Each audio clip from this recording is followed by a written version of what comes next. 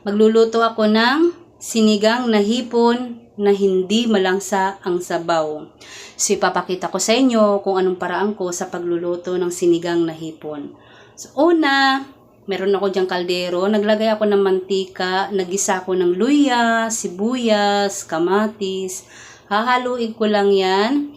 Sunod, ilalagay ko yung hipon. Hahaluin ko lang din yan.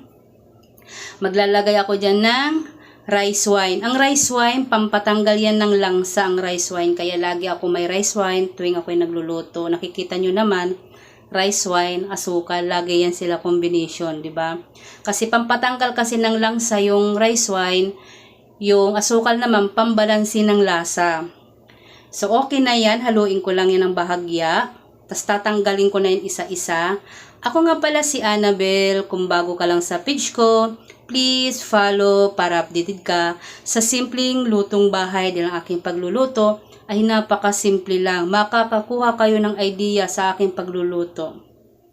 So okay na yan, natanggal ko na lahat. Maglalagay naman ako ng tubig, yung katamtaman lang sa dami ng hipon. Maglalagay ako ng Knorr cube, pamintang powder.